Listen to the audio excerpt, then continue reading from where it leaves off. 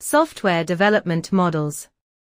Software development models are systematic approaches or methodologies used to structure, plan, and execute the software development process. Key points. Waterfall model.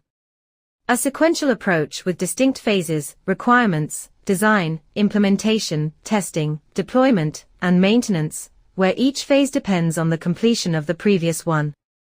Agile model. An iterative and incremental approach that emphasizes flexibility, adaptability, and customer collaboration.